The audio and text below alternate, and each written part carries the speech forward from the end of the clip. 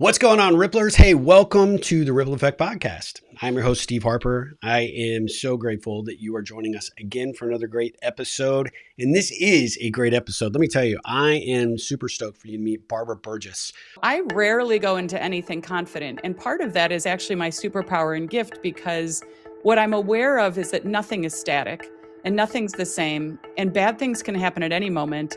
And I get to scan and be aware, but I move anyway. I'm actually a real introvert. I'm a shy person, but I have coffees and lunches with folks, right? I may always feel vulnerable being there, but that doesn't mean I shouldn't be there. What I try not to do is the old self who used to get out of my skin, literally be out of my body to perform and impress them. I really work hard not to do that, just to be present. And sometimes, frankly, you meet somebody, you walk away, and if I feel less than about myself after that interaction, I usually take it as a sign that they're not a fit, not that I'm bad and wrong, right? Because anybody that makes you feel that way is not in alignment with my compass and my values and things. So Barbara is someone that got put on my radar a while ago. We've actually been trying to get this interview for a while now. We had a few technical problems on both sides.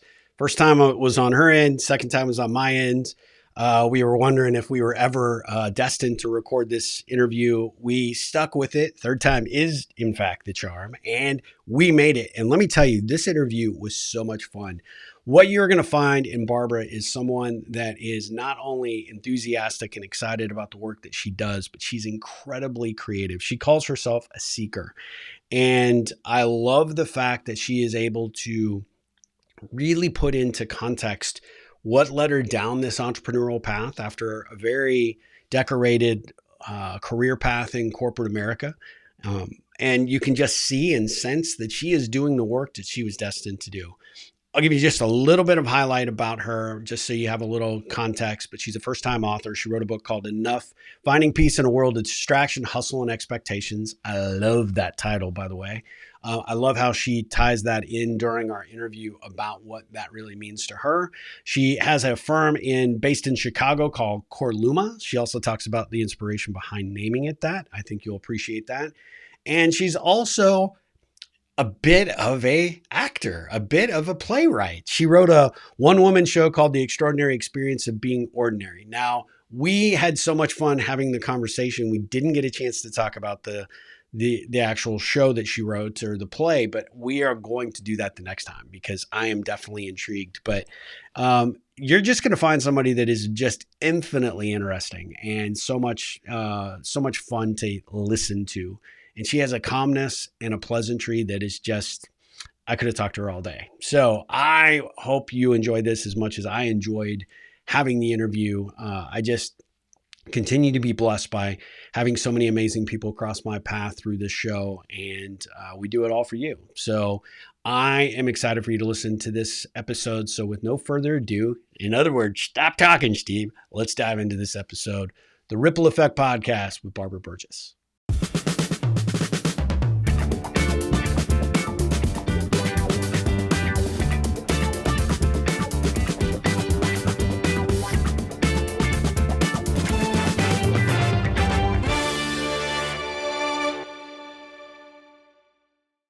Guys, I am so excited to be joined by Barbara Burgess today for the Ripple Effect Podcast. Barbara, how are you doing?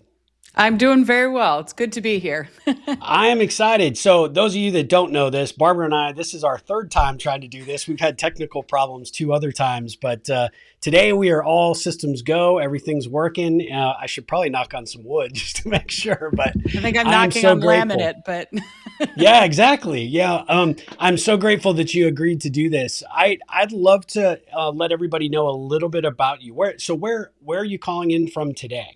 I'm calling in from Chicago, and we're at a moment of cold and freeze.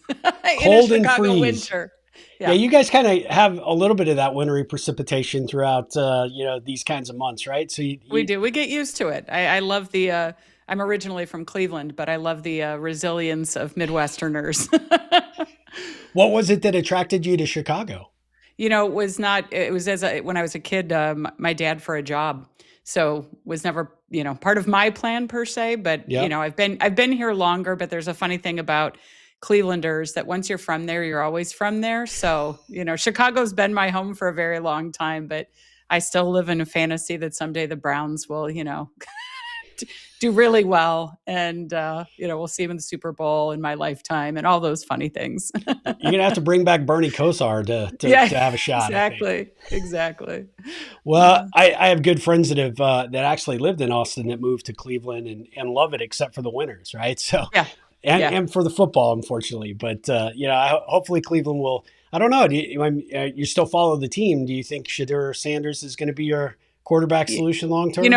Maybe Yeah, it's the same with being in Chicago following the Bears. Like you want to be cautiously optimistic at all times. I was absolutely. happy they made it as far as they did this year. I was like, yes, Yeah, okay, good. yeah. That was a good huge step forward for the Bears. That's for sure. I think they do have their quarterback without question. Yeah, for sure. Yeah. So, one of the reasons I was super excited to talk to you is that you are doing some really interesting work. You have a book that we want to talk about, but I'd like my audience just to get a feel for a little of your background. I'm really big into origin stories. So, how did Barbara become the awesome Barbara that she is today? So, what Well, that happened there Barbara in the probably background? wouldn't describe herself that way, but yeah, I think part of the book journey and part of the things I've wound up doing have all been part of a hodgepodge of a journey. I used to say in my career I was a jack of all trades, master of none,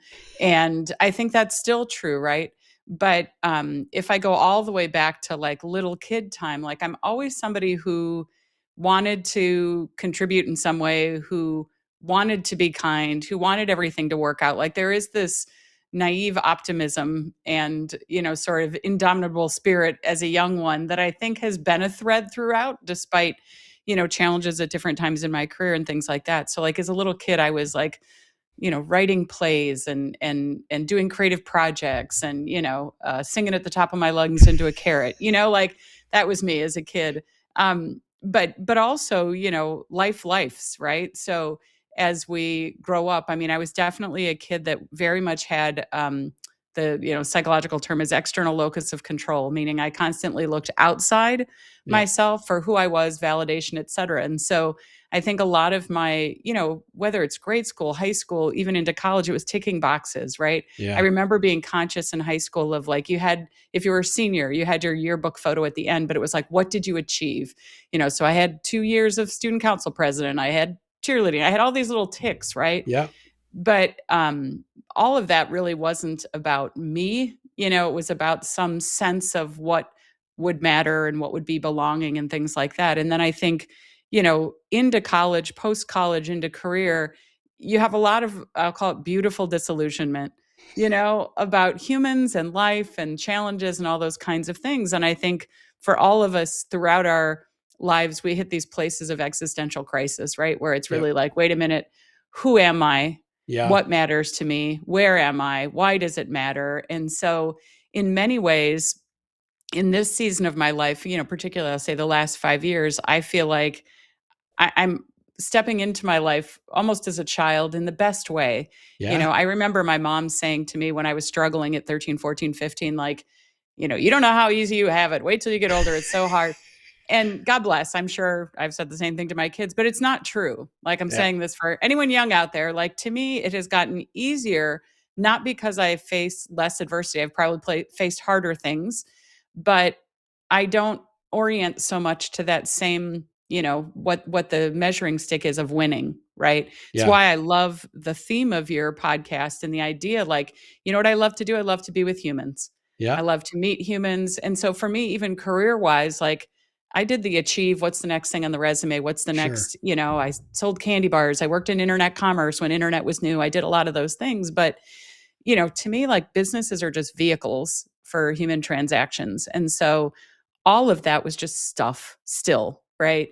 And so what I choose to do or get to do at this season of my life is like I don't need to have the artifice with it. I could just go right in and yeah, enjoy being with humans. And I don't even have to, at least the business model I've built, the money comes when I'm just caring, serving, connecting. And so I don't feel like I'm needing to sell my soul in ways I might have in earlier times in corporate careers. So a very long answer to your question, but I think that's sort of how I landed up being here. I love all of that. The thing that you just said though that really caught my attention is caring, serving, and connecting.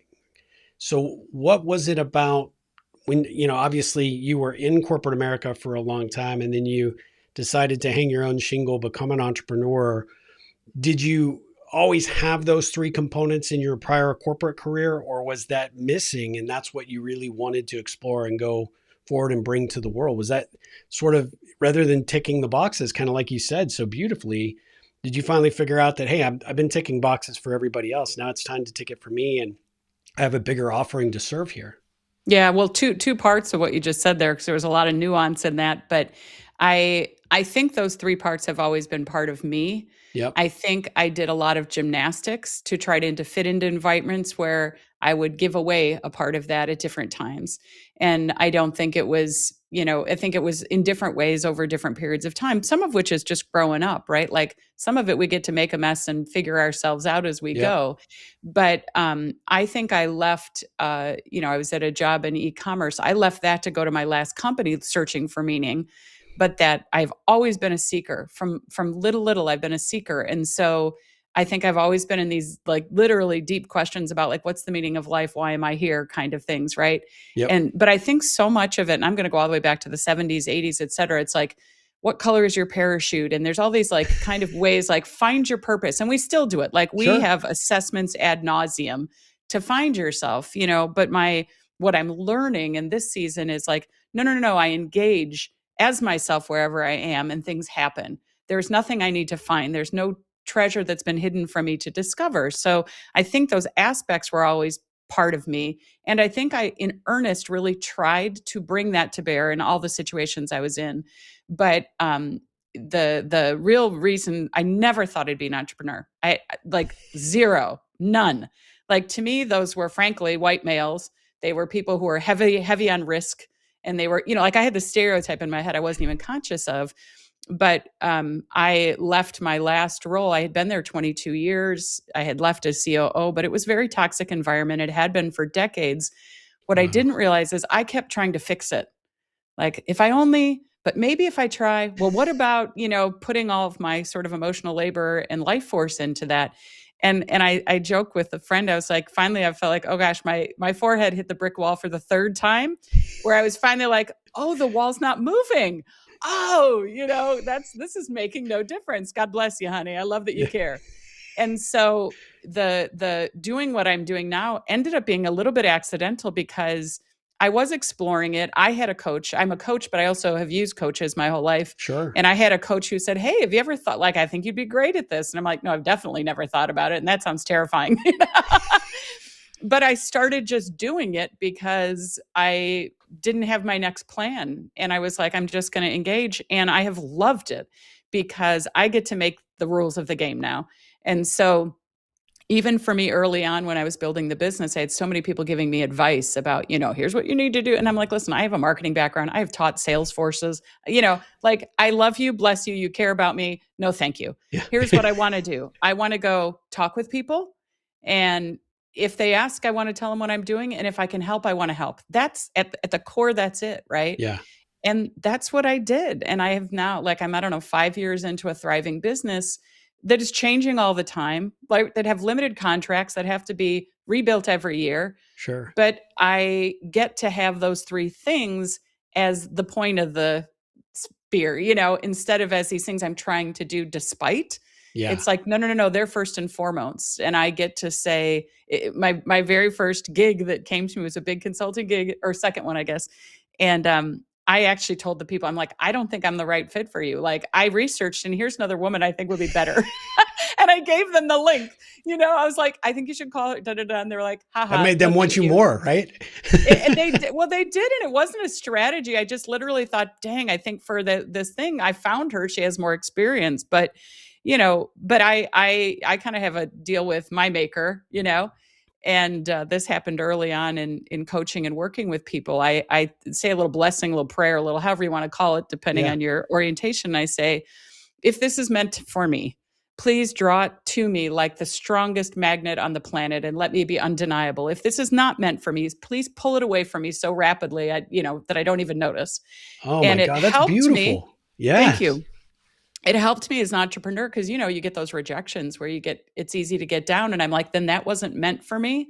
And I've also gotten other people that said yes, that I was like, ooh, feels above my pay grade. I don't, am I up to this task? And I'm like, it was put here, so it's meant for me. Now serve. You get your butt out there and serve to the best of your ability, and that's kind of how I orient. Barbara, I'm very impressed with that. I got to say, like, having been in the coaching space for a very long time, knowing a lot of coaches, one of the biggest challenges, especially people that are transitioning from corporate America into that type of business, they want to talk to anybody and everybody, and they want to take on any and every client opportunity because the thought process is, I need to generate revenue. And I think the thing that I love about how you approached it is, if I am meant for this, right, then yes, bring it to me. If I'm not, then it isn't for me. And Yeah. I think that's such a beautiful, beautiful thing for my audience to understand, because we have a lot of entrepreneurs, we have a lot of coaches and consultants. Not every opportunity is the perfect opportunity, but having confidence and assuredness about what you're doing. And of course, like you said, depends on what your perspective is. But if you're in alignment with your maker, your spirit, or really where you want to invest your time and your energy, you need to ask yourself those questions and see where you are, rather than just jumping in with both feet. Because I've also seen coaches that have left corporate America, thought they could do it because they had been coached or they've experienced that, thought it wasn't that big a deal and they could certainly figure it out. And then they fail miserably and they end up going with their tail between their legs back to corporate America, but they've lost something, right? That spark, that confidence, because they didn't really take the time to understand and really get quite familiar about what is right for them and how they want to go out. And to your point, hey, if this is the right fit, then I'm going to, dive in with both feet. I'm going to serve, my tail off to make sure that I do a great job. I just think it's a really, really good life lesson for folks to hear that. And, I appreciate you sharing that. Well, and I Go just want to ahead. say one more thing about that. Yeah. The other thing, because you said like that confidence, I'm the least confident person I know.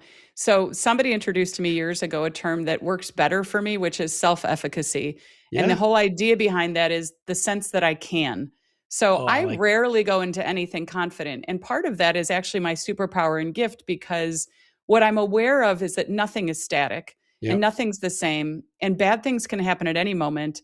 And I get to scan and be aware, but I move anyway. So even in these things, like I'm actually a real introvert. I'm a shy person, but I have coffees and lunches with folks, right?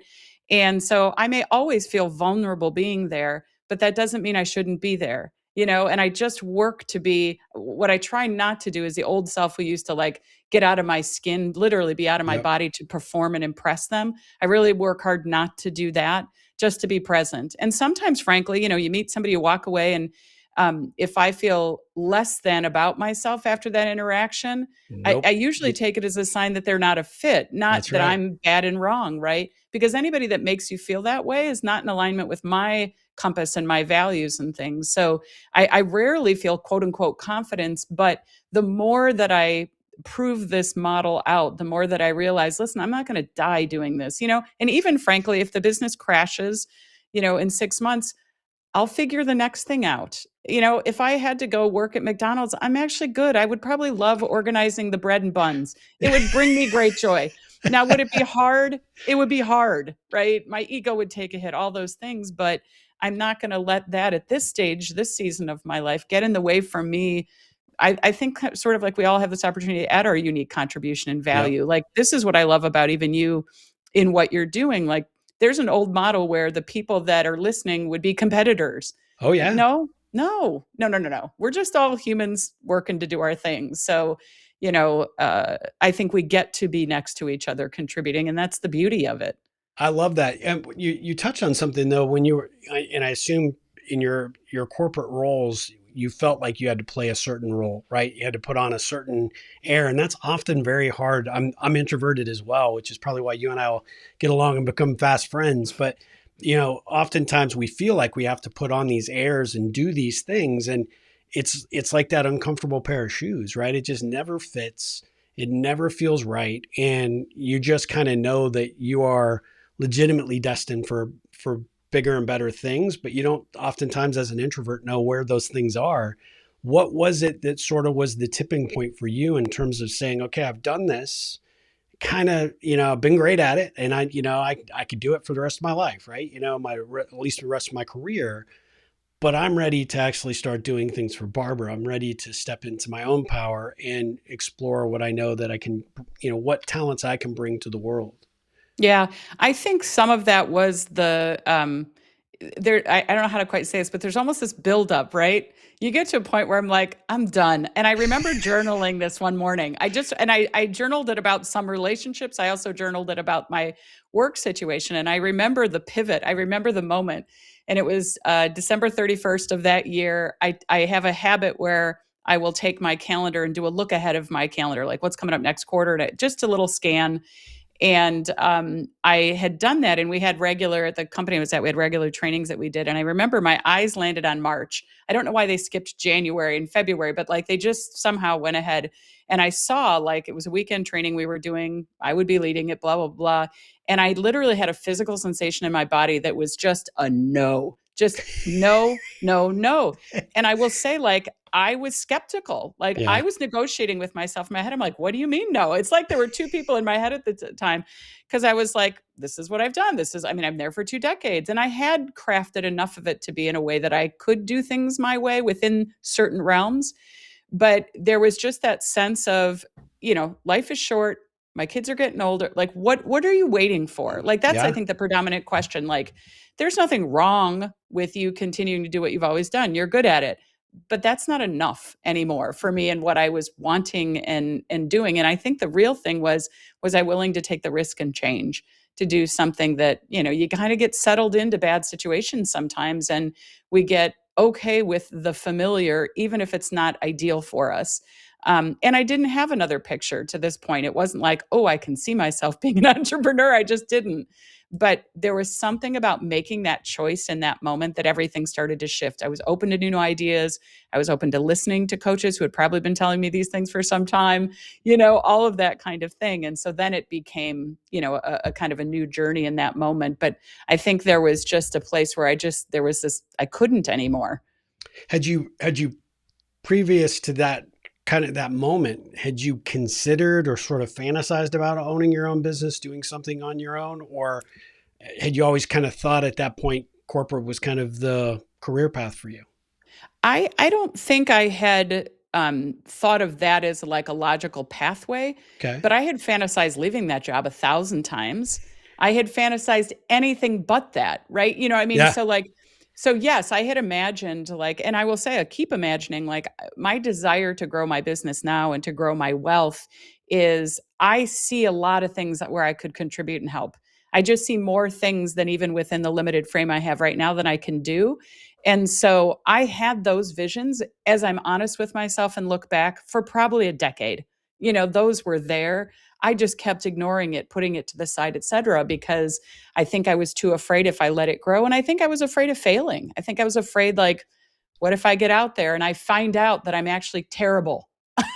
Like, what if that's the case? And so I do say, like, I wish I would have left a decade earlier. I really do.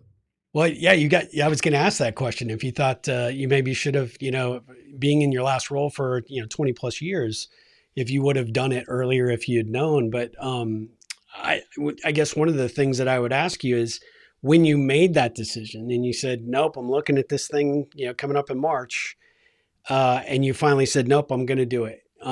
Did you feel like, all of a sudden the weight of the world was kind of off, and now you were sort of a little bit free to actually create and explore and sort of tap into those things where you were a seeker as to, okay, now this is going to be what I need to do. This is the path I need to take. And I don't know all the answers, but I'm going to go find them. Yeah, I think the weight was off about 2 to 4 weeks later. And that was just because I had been at that organization so long. So this was a Sunday. I'll never forget. I came home and my husband was on the couch, and I said to him, I'm like, honey, I'm going to need to quit my job. And he just looked at me, and I could tell he's an engineer by training. I watched the wheels spin and the smoke Uh-huh. coming out. And then he was like, alrighty then. I mean, he was just like, there you go. And that was a Sunday. My meeting with my CEO was that Tuesday, our regular weekly meeting. And I told him that Tuesday. So, and originally I gave an 11-month notice. This is what a funny human I am. And I shortened it to 6 months. So, but to this point, there were milestones of letting people know because I was so ingrained in the Sure. culture. And even at that point, like what I cared the most about was making sure my team was great, that people got elevated, that I left every to-do transitioned. I wouldn't do all that again if I went back. Like that was Yeah. too much overgiving, which is a constant lesson for me. Yeah. But to your point, there was a turning point that like once enough people knew, and that was a couple weeks later, that it is unbelievable the burden that lifted from my shoulders. It was literally like the skies parted and all things were possible in a way. None of it was certain, none of it was determined, but it like there was like a creativity that could come because I had at least said officially no to that. Yeah. Well, I call it the entrepreneurial moment of clarity, right? That this Mm, is the path I'm going, and it doesn't matter whether you're going to go be a coach, a consultant, you're going to start a tech startup, whatever. It's that one pivot where all of a sudden the clouds clear. You sort of see where you're going and where you want to go and how you want to get there. You may not have all the answers on how you'll get it, but you have a very, I'll say, quiet, but you know, burning desire to be successful, and you've got quiet confidence that you can get there. And I yeah. think that's, every entrepreneur that I've ever talked to has had that moment. And almost every single one of them that has had that moment never goes back to the safety of Mm, a corporate job. When I ask folks that have gone into, the entrepreneurial venture, and you just can tell they're maybe just not getting it, or it's just not right, they didn't have that moment. They got fed up or mm. got laid off, and they felt like that was the only way they could go.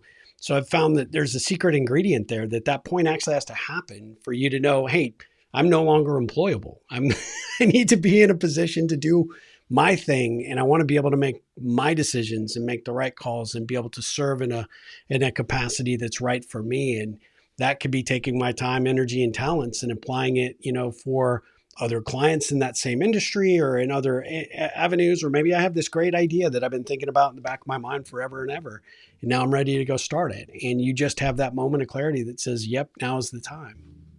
Well, it's so interesting as I'm listening to you talk. I'm seeing how that resonates with me or other people I've known. Because similarly, I've had folks that I know that gave it a whirl and it wasn't a fit.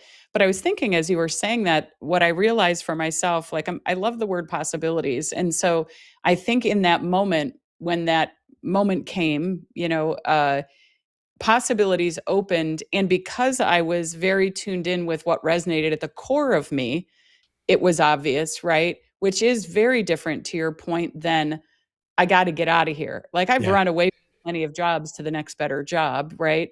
But this was not that, right? This was instead of a deep getting away from, it was a deep tuning into. And Yeah. I think probably many of us need to open up to that moment. But if it isn't aligned with a core essence, then it's probably not going to stick, But if it is, like what I discovered in that cloud moment is like, it wasn't even that it was the end vision, not the end goal, right? The end Yeah. vision is to care, contribute, and serve any way that I can.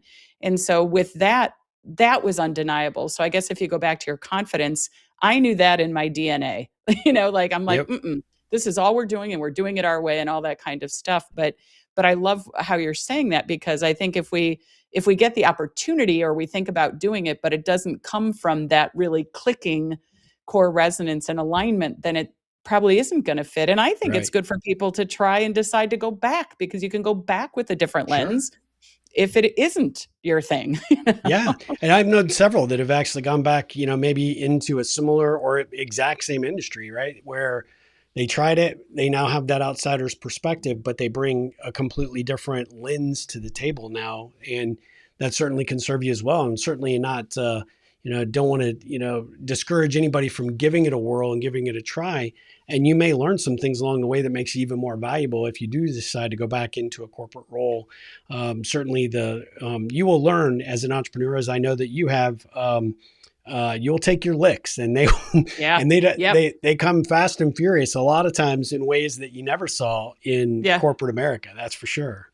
Well, and I think to that point, I was very, very fortunate and lucky because we did work with entrepreneurs. So I also had the blessing of not being naive, and Yeah. so I knew, like, I think a lot of people go into their own business or that thing thinking like, they don't think about the fact that I'll have to drum up business, that I'll have to meet people, that I'll have to do all those kinds of things. I had no illusion of that, Yeah. right? I knew it's not like, okay, if you build it, they will come. No, you actually have to put yourself out. You have to be vulnerable. You have to do the work that is involved in that.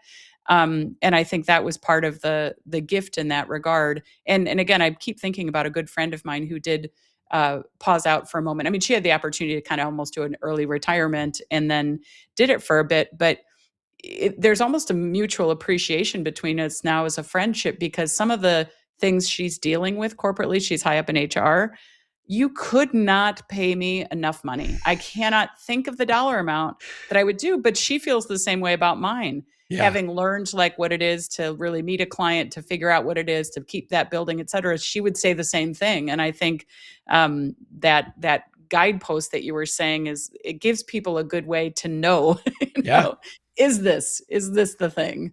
Yeah. Well, and from coaching, right? At this point, when you find the right fit, it just feels right, right? Yes. And that for some is entrepreneurism or an entrepreneurial path. For others, it's the safety and security of working for a company or having the resources of a company to surround yourself with. Entrepreneurship it's hot right now. Everybody talks about it. If you're on Instagram for more than 5 minutes, somebody's talking about the hustle culture and, define your own path and, be your own boss.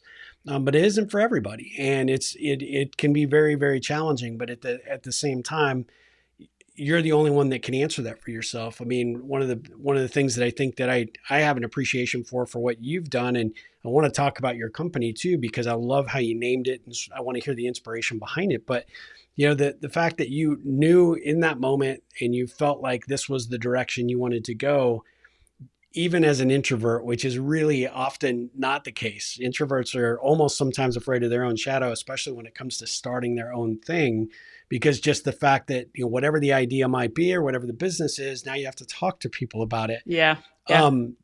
How did you overcome that in order to be able to say, okay, boom, I'm planting the flag and we're doing it. And then maybe follow that up with how you ended up naming your company the way you did? Yeah, well, I think part of it is having coached people, even in my last role so long, I knew that there was like, I kind of had to make that choice that was not go backable from, for I love that. myself. I just knew myself to know, like, if we don't plant a flag here, this is going to be something we skate around for a million years, right? So I knew my own weaknesses in that regard. So I, And I I think you literally just came up with a phrase that you need to trademark right now. Not go not go backable. backable. You need t-shirts or hats on that. I don't know. I'm just saying. But anyway, go ahead. Sorry. But to that point, like, I didn't tell many people. Like, it was only very few, the few that I trusted the most, right? But saying it out loud to them said, okay, this is not something we're going about lightly, right? And so that helped a lot, having made sort of that declaration, because it held me accountable, to navigate through the tough stuff. I mean, I'll never forget my first round of tax season, that of all the education I got, having to navigate health insurance in a different, like, all of the things that you're like, wham, there's another wave, right? Yeah. But The but hits keep come they on, do, they keep coming, right? changing Oh. also. But I think to this point about that kind of guiding compass to my company's naming. So I have a marketing background. I've been in marketing, been in sales, I've been in operations, I've dabbled in a lot of different places. And so I knew that there were some ground rules. Like, I have to have something that's easily searchable, can't be too confusing in the spelling. It has to be something that somebody else doesn't own, that it's not going to get confused by. Like, Yeah. I had some rules and guidelines, but every name that I kept thinking of, which was a combination of words and phrases that mattered to me, was already taken, because we have so many URL sitters now. It's such a business in Yeah. itself. So I had, had a number of those. And then I finally decided, like, okay, no, let's just try to get the essence of it. And so the two part, my business name's Corluma, Corluma, and core coming from that kind of, Latin Romance language, et cetera, root for heart. Yeah. because that's what really matters to me, is like I'm being guided by my heart, that, I'm feeling it in my body. This feels right. I can care, I can contribute. And then the luma was for light. And so bringing those together, because I'm somebody who's willing to step into really difficult situations and say, despite the introvert, say really difficult things, bring them to light. But I don't do them in a blustery way. I don't do them in an aggressive way. It's all gentled, in that way. But I'm bringing together that heart and light. Like, let's shine the light on difficult things. Let's shine the light on our vulnerabilities. Let's shine the light on the things we may haven't wanted to see, but let's do it from a place of heart and caring and purpose. And so that core and luma coming together became sort of the name. And it was funny you bring it up, because I don't think about it often. It's second nature, but I had to type my email address in somewhere this morning. And I thought, gosh, that has just stuck. I wasn't even committed to it that it had to be there forever, because again, as somebody who's helped entrepreneurs, I know, like, you can make up the big website you need, but the truth is you just got to get out there. Like, no Yeah. website's going to save you, no company name's going to save you, no creative branding's going to save you. It can be a waste of time and a whole wormhole. You got to get out and start meeting people, tell them what you're doing, et cetera. And so I was remarking on the fact that, like, no, it's 5 years out and that still really works for me, because it's an umbrella under which so much can live. Yeah, actually, what I'd throw back at you that I liked so much about it is where you talk about, which is something a coach is really very, very helpful in, is uncovering some of those challenges that an individual is facing. A lot of times could be their confidence. It could be, their own experience, their work environment, their way of being raised, whatever, right? That informs how they sort of show up in the world. And what generally tends to happen is that a lot of people will not take those things that are often termed weaknesses or challenges. They won't bring those out of the closet and shine the light on them. And they don't want to address them. And that's often usually the Achilles heel, right? As you probably experienced in your work. But the thing I like about your naming convention is, hey, look, I'm going to start with heart. We're going to pull this out. You use the word gentle a couple of times, and I love that phraseology, because you can see how you are with your clients. We're going to do this with respect, and we're going to do it with caring, and we're going to do it with heart. And we're going to shine a light on these things that maybe have been holding you back. And we're going to show you that they're not as scary, and they're not things that actually have to keep you in one place. We can actually break you free from some of these challenges that you've run into, or some of these experiences that maybe informed how you've looked at yourself or looked at your work situation. And we're going to show you ways that we can help get away from that. Right. And I think that's one of the beautiful things about coaching, is helping people really address those monsters in the room that they have been afraid to even look in the same direction of, and be able to do it in a way that comes across with such care and compassion, which you clearly have. Well, and I think a lot of that, as you were talking, I was thinking, for me, I have had the blessing of using coaches also, or just mentors and different things in my life. And, like, trying to really appreciate the best of what that is. But part of it for me is, it's also a big portion is mutuality, because I in order for me to be integrous, I'm constantly looking at my vulnerabilities and where the things I'm trying to hide from myself, right? Yep. So whatever tools or friends or trainings or things I use to keep uncovering those. So for me, when I'm with somebody one-on-one, the main thing I'm trying to do is, like, be super curious about how did they wind up being who they are. And again, this is where I love humanity too, because when you really get there, it is massive empathy, which, to your point, is the heart piece, right? Yeah. If I can really picture, I always say to my clients, like, I want to picture a 3D movie. Like, you're facing a challenge at work. I want to be able to pretend I am the main character in the movie, and I can see it, taste it, touch it, all that kind of thing.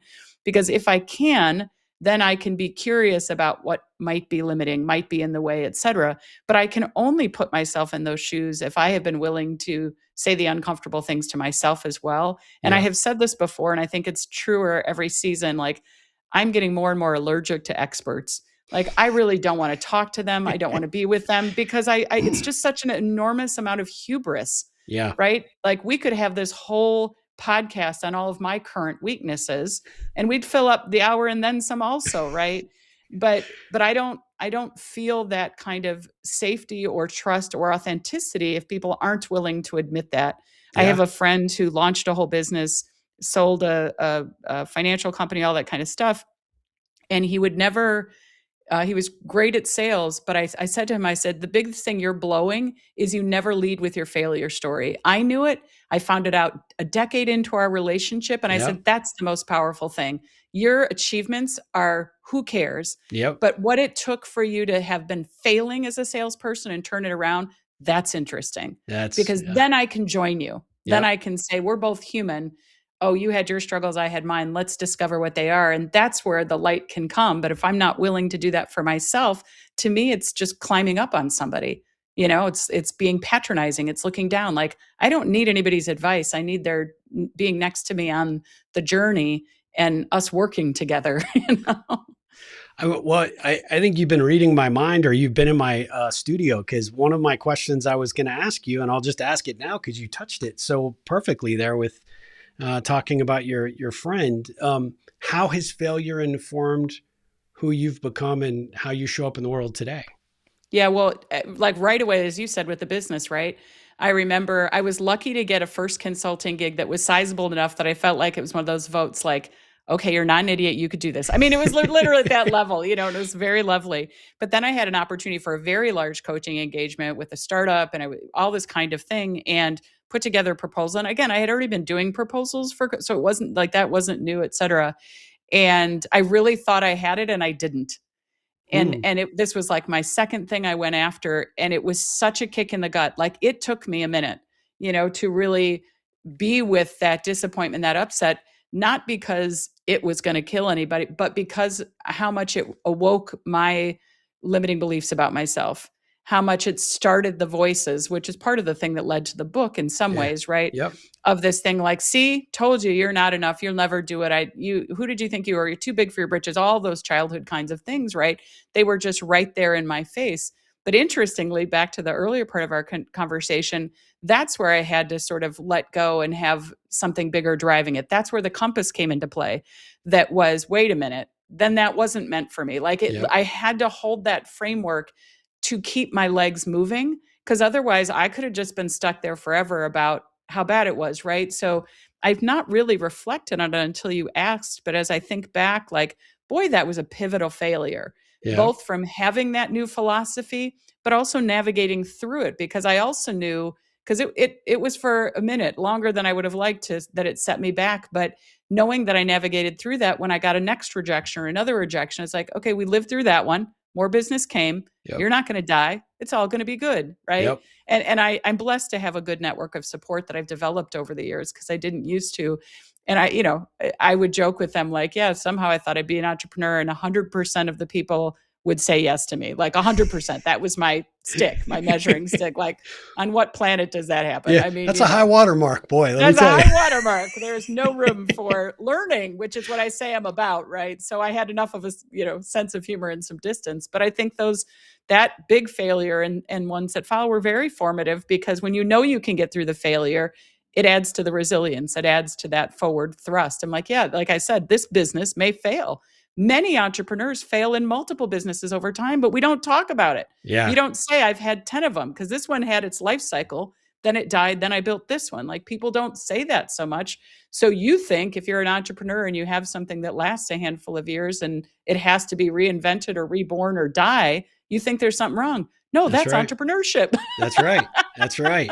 There's a cycle, and you should not be afraid to talk about your failures. And in fact, people identify more with people that have not been successful than they are with people that are successful. And let's face it, 9 times out of 10, and we touched on it earlier as well about, social media, but people only put out there the good stuff, right? They don't ever talk about the bad stuff. It's funny, the videos that I have had the most success with, whether it be on Instagram Reels or YouTube, is when I'm talking about a failure, right? And something that didn't work out the way I thought it should, or overcoming a problem or an issue, because people are hungry to see that other people out there are willing to share sort of the beats that they've been given, so that you can learn from them. And I really, I'm like you. I think that there's a lot of value in understanding that, just like your colleague that you were talking about. It's, that makes you infinitely more interesting. Yes. I think back to a consulting engagement I was doing for a tech company in Austin, and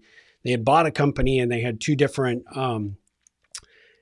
philosophies in development, right? So software development, and one was kind of a waterfall approach. If people are familiar with that approach from a development perspective, it's kind of how you move work along the cycle and the pipeline.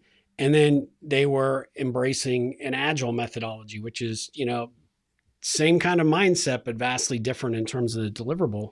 And they had two warring factions within the organization. And so one of the things that I did when I got consulted was, how do I bridge this? How do I get these people to get connected, engaged? And I told them, we can get them to ripple. That's not a problem. We can help them find ways to create commonality and get to know one another, but that's still not going to be enough. You actually need something like that, kind of that lightning strike moment.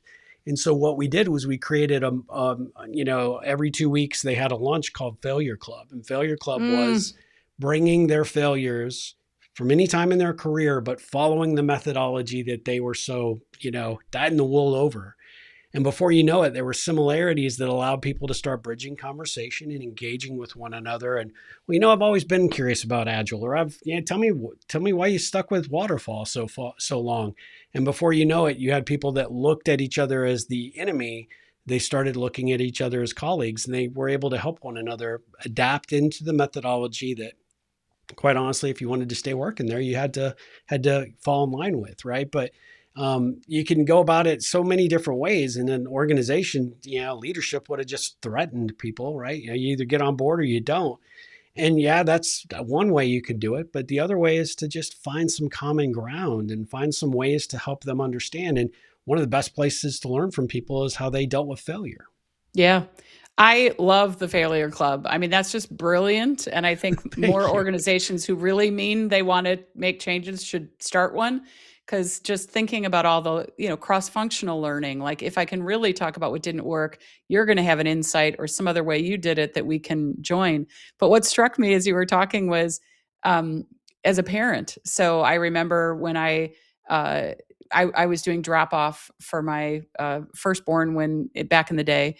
And part of the thing that was challenging as a parent is the same thing, is that everybody, got all the moms in their yoga pantses with gorgeous bodies, and their kids are brilliant and all that kind of stuff. And it was painful. They all got it figured out. Yeah. They all got it figured out. And so everybody be like, well, how's Joey? Oh, he's, And then I made a choice at that point in time, because authenticity really matters to me. And that's, again, something that bothered me. And so that people would ask me. And so I just led with, well, I'm having a hard time here. Yeah. This is what's not. And I will tell you, it was like the floodgates open. So I made so many good connections with people, because these same people who had that facade, when I led with that, were like, oh my God, let me tell you this other thing. Like, I learned stuff I had no idea was going on, in relationships and with kids and stuff like that. But I think everybody just needed permission. Yeah. And that's what I hear. I'm doing a talk coming up about psychological safety and how to navigate with that. But I think in that place like that, when you create a Failure Club, you create psychological safety and almost a mandate to go into those vulnerable spaces. And that's where the magic happens, which is, I love that. Love the concept. Well, thank you. I mean, it's interesting. And it was something, I got to be honest with you, I was thinking of on the fly when I put it forward, but it worked out so beautifully. And along that same lines, and I've gone into organizations like this, but, a lot of times we always focus on just the positives, right? Yeah. One of the things that I think leaders ought to walk in and ask is, okay, so what's not working? What's blowing up right now? Tell me. Yeah. And not with a punitive mindset, right? Or, having that doom and gloom mindset, but actually look at the things that are not working within your organization or within your team or within the dynamic of a customer relationship. What isn't working?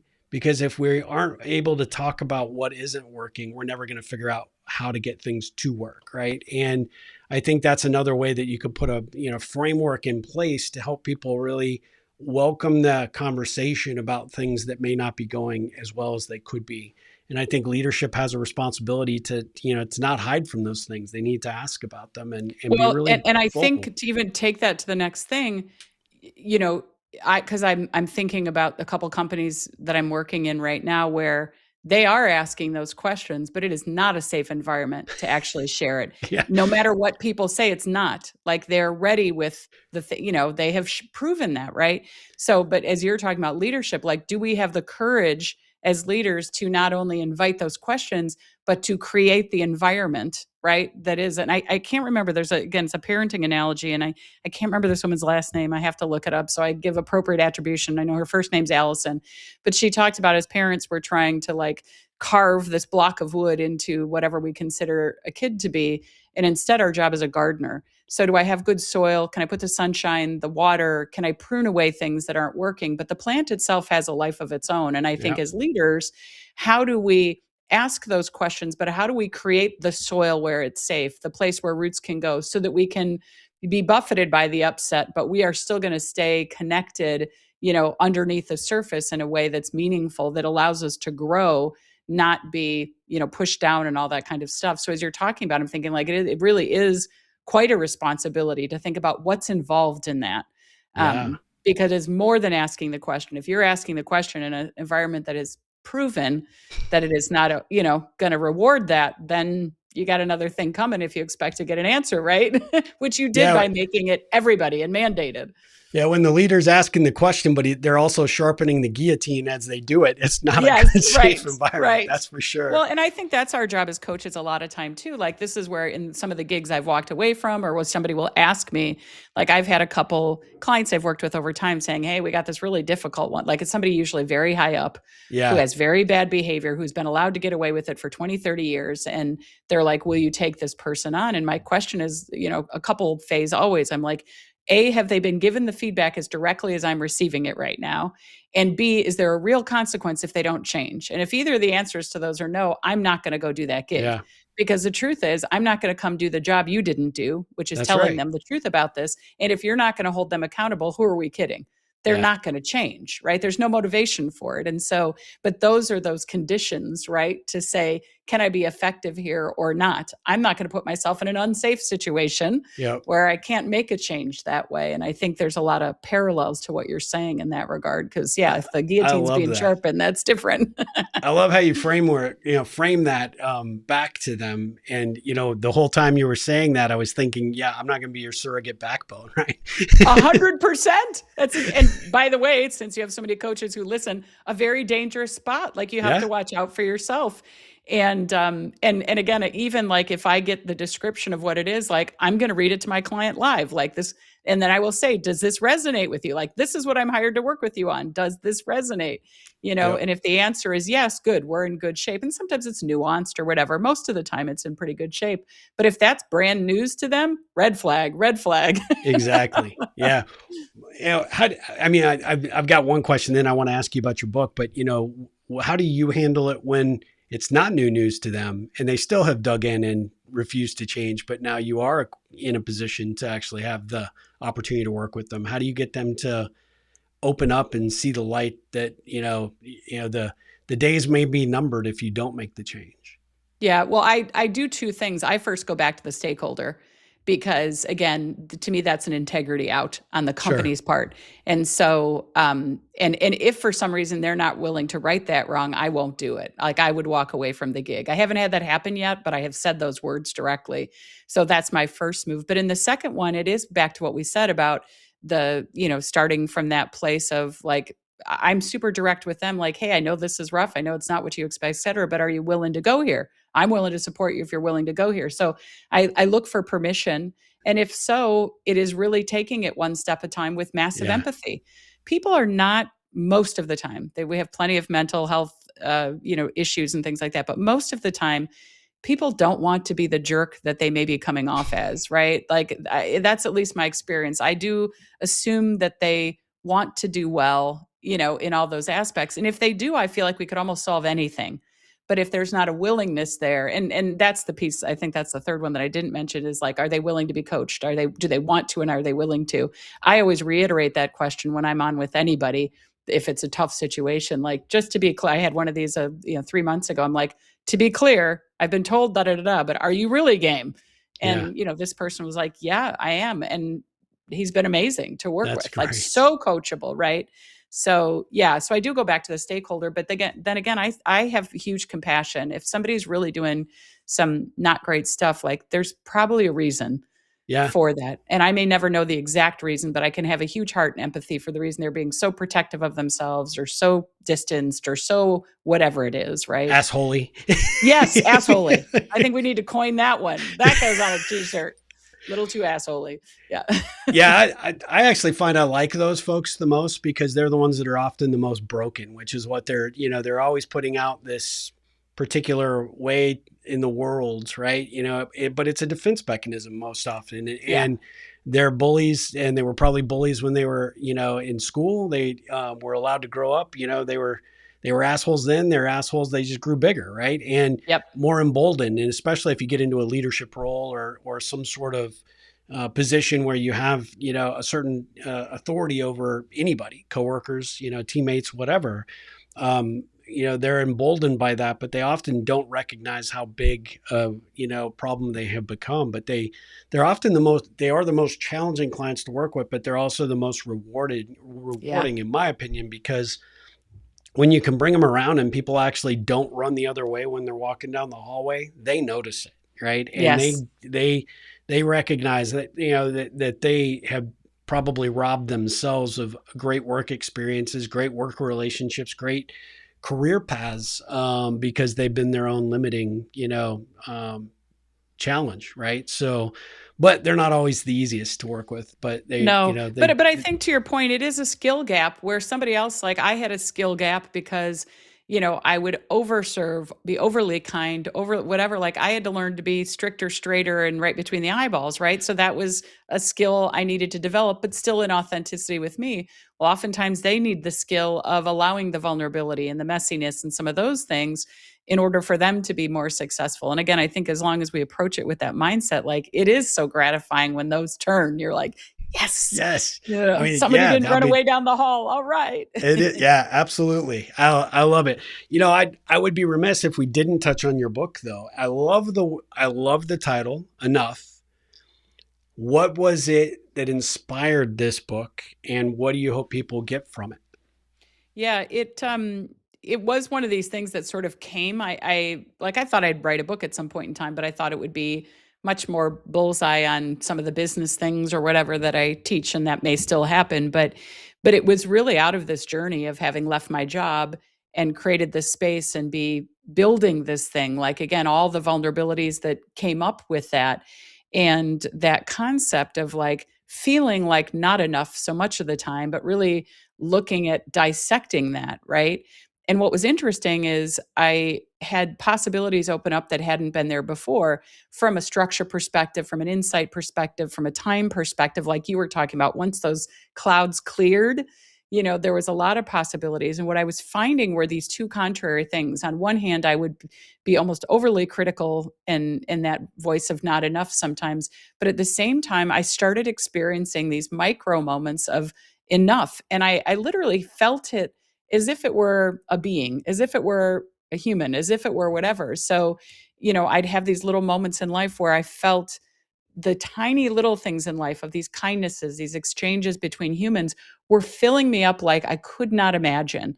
Yeah. And I was like, holy cow, this is just a different game, right? I Yeah. had been measuring everything so much in my career by other things when all of a sudden the things that were filling my cup, providing meaning and all that kind of stuff was an interaction with somebody chalking on my sidewalk. It was, meeting somebody at a coffee shop. It was a kindness somewhere the other day, And so, but literally these voices were playing out in my head as two distinct characters, not enough and enough.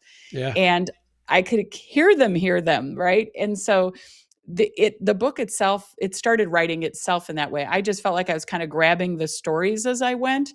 And even I have worked with publishers in the past or authors that have put out books. I also knew like I'm not allowed to overthink this. You're just going to do a hybrid publisher and put it out.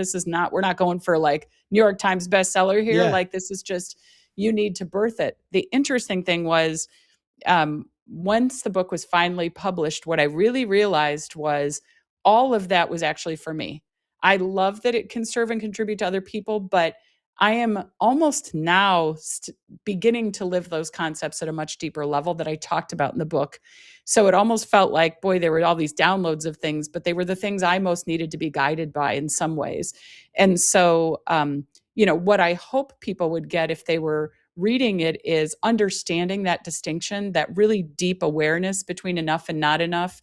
I talk in the book about boundaries, which was not something I was super strong at. I've a chapter that's beautiful boundaries, zero apologies. And it really is what we've I been love that. talking about. Like, if I'm building my own game as a human, as an entrepreneur, what are my rules? What are my guiding principles? How do I do that? And how am I willing to say no to the societal norms? Like, an example of this is like a friend had invited me to a fundraiser.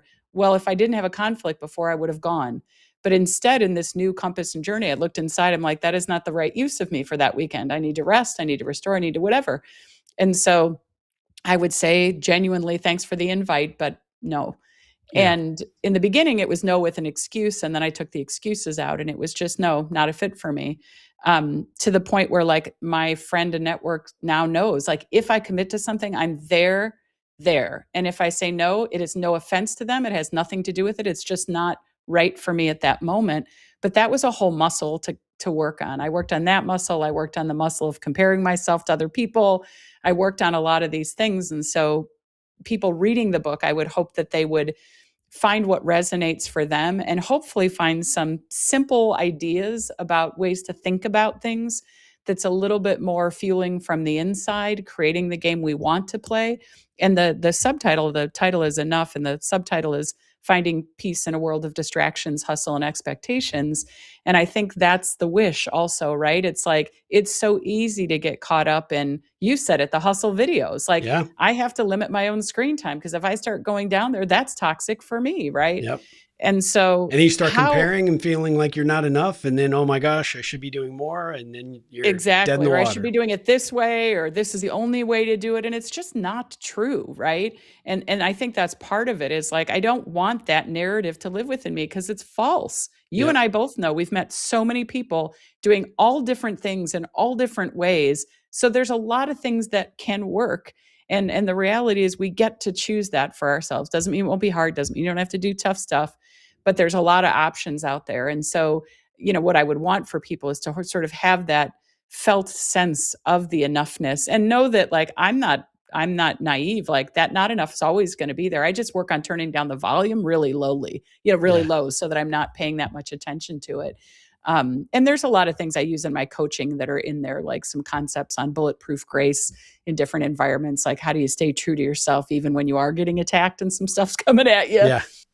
So yeah, but I think in some ways it was a thing to serve, but it's ended up probably serving me the most. It's funny. I've interviewed a lot of authors, and you and I have the exact same concept about our books, right? I wrote it for me, and I'm glad that someone else benefits from it. But I wrote these things because I needed to go through them. I needed to experience them. I needed to give birth to these ideas. One to, validate for my own sanity, right? That what Yeah. I was thinking about in terms of the ripple concept really had a play. But at the same time, what a great ringing endorsement that is for you and for me when we think about our books. Like, we put it out into the world, but we're also utilizing it, right? Using Yes. the old Microsoft eat your own dog food approach, right? We Yes. we we don't just write this because it's the flavor of the month. We have utilized this. This is where we've cultured our business and we've structured our approach to living and connecting and engaging in these relationships or approaching our leadership style or our methodology for building our businesses.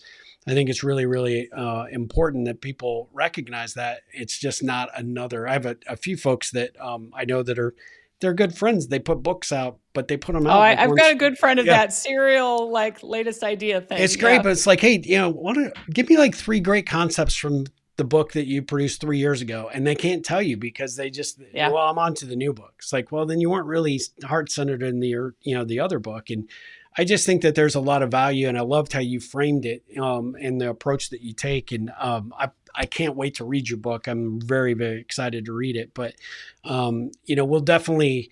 I think that there's an opportunity, and we can talk when we come off the podcast. But there's an opportunity for us to even explore your book a little bit more and do some more to promote it, because I think that very much everything you said resonates. I think everybody needs to know about the book, and you want to definitely sing its praises from the rooftops.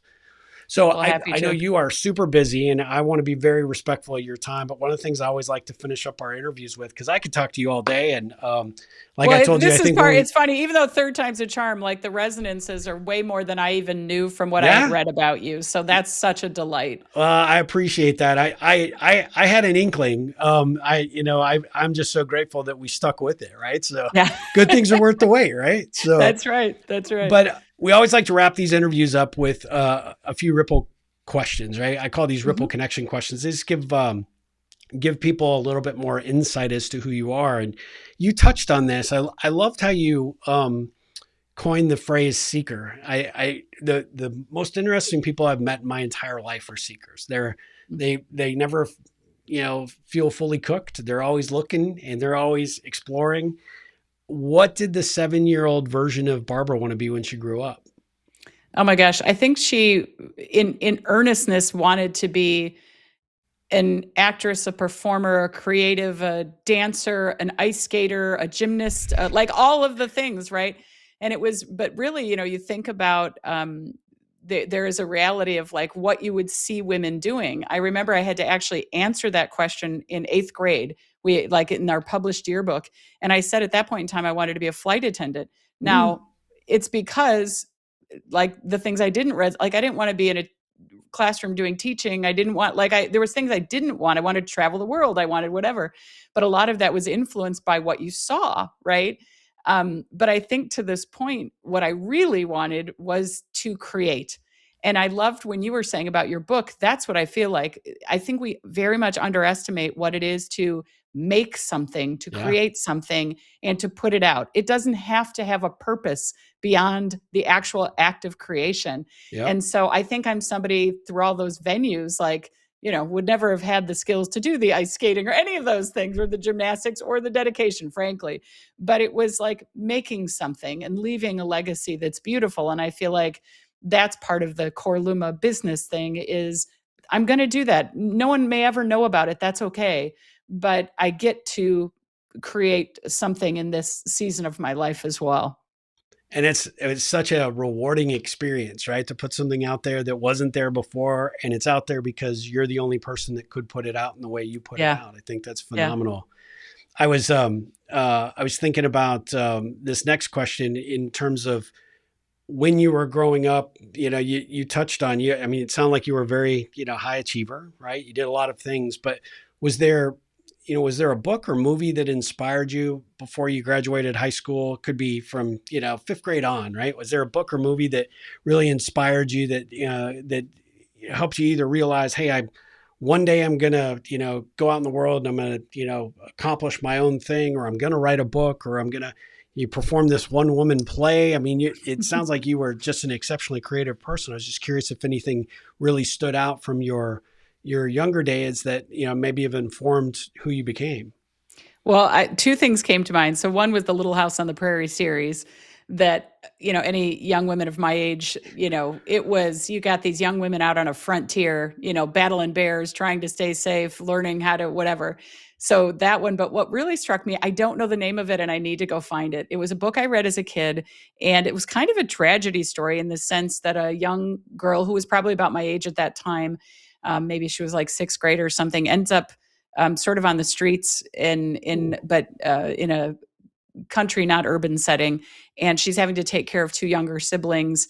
And this is so strange, but I loved like her ingenuity. Like it was, we have 1 potato and 1 penny. And how can we get this other thing? And how can I turn that into a meal? And but there was something very much, I loved the creativity that was involved in that, even though they were just trying to survive. She was so incredibly reliable in her ability to figure it out. And I never thought about it till you asked the question, but like, it is the self-efficacy. There was something she was demonstrating to say, I can. And in the story, all this adversity happens and stuff. They have stuff, it leaves, all that kind of stuff. But they're three poor kids making it without parents on the, thing. And she kept figuring it out. And I think I really want to go back and figure out what that book was, but it moved me Yep. because I thought, again, at that age, I think I thought I don't know Yeah. what I can do, but I can figure something out. I can do something, et cetera. And again, this is where, I think even creativity as an idea, like we do it in business all the time. It's not an art thing. It's gosh, how do I get these people to talk in a way they weren't talking? Like that is a way of wrapping our mind around something and trying to, put something out there that serves too. I love that. 5 years from now, what will success look like for you? I think, am I still orienting to my compass, right? I think in the wave the magic wand, I'd like to have a lot more financial success that doesn't require my time. What I want to be doing is I want to be able to share with you a dozen stories of things I lifted up that I don't like, I can be behind the scenes. No one needs to know I did it, but that things were different out there because I was there. Oh, I love that. What do you want your legacy to be?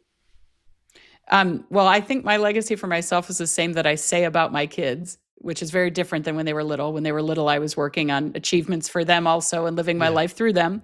But what I say are three things. I want you to love yourself as much as you possibly can, right? To really appreciate you as a unique being, not for anybody else. I want you to surround yourself with people who love you and care about you and have your back. And at the third thing is at the end of days, like I do a lot of fast forwarding to the end of days moment. I just want to be a net positive on the planet. I don't care Oh, what that looks like. It might have been because I cleaned out one bathroom, somebody didn't. But at the end of days, when it's all measured up, that's what I would like to do. So I say that's what I wish for my kids, but it's really what I wish for myself. oh, Barbara, that's beautiful. I love that. Last three questions, but they're short. When you think of or hear the concept of the ripple effect, what does the ripple effect mean to you? What does that conjure up? Well, the biggest thing that was an immediate resonance and why I was interested in this conversation is I think about when I started my business and I would go meet with people. And I'm just having some of the people I hadn't seen in a while, some are people, whatever. I didn't have to have a logical follow on or conclusion. And I would say this to people all the time, which I felt like make it true. I would often say, like, I don't know why I'm here with this person for this thing, and that's not mine to figure out. But I do feel like there's nothing's by accident and it's a reason. And I Yep. feel like that's the ripple, right? Is me showing up fully as myself, looking for ways to contribute, to care, to connect, has an impact. And I know it in my DNA. It doesn't mean our world's going to measure it. It doesn't mean I can logically explain it to other people, but that is the beauty of that. And I have now, 5 years into business, seen it play out more ways than I could think. Oh gosh, I never knew that was going to connect to this, which was going to connect to this other thing. And that's not my job to do. My job is not to map out the impacts of the ripple. It's to be the drop in the pond and show up and see what happens. And that's all that I'm responsible for. But I need to do that with as full of authenticity as I can. Well, no doubt you show up in the world that way. I can see you're one hell of a rippler. No doubt in my mind.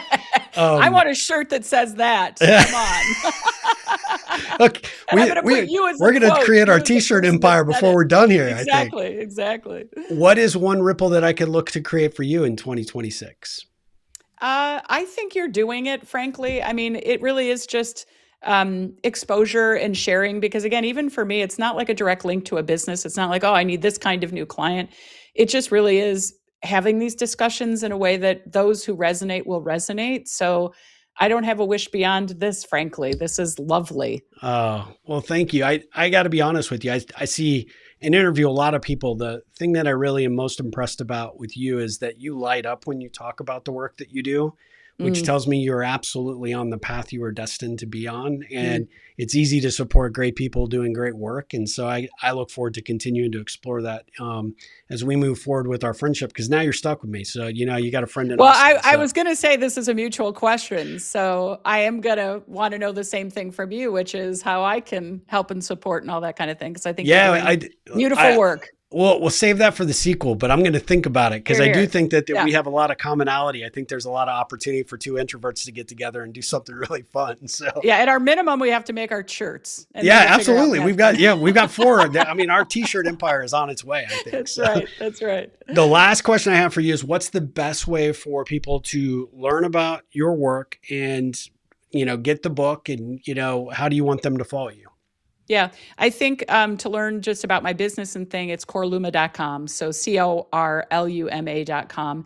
And then to get the book, you search Amazon, Barnes & Noble, et cetera, all the sources. But you have to look for Enough by Barbara Burgess, because there are a couple books called Enough. So if you want to find mine, you got to search that way. And within the website, there's more information about the book and other things. But I think that does it. Well, for those of you that are listening to this on the podcast,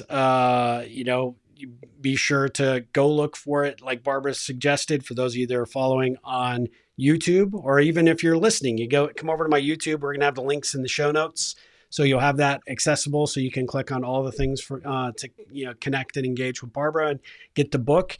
Barbara, thank you so much. Let me just say, you are one hell of a interesting person. I'm so grateful that we got the opportunity to do this, and I'm excited to continue the conversation.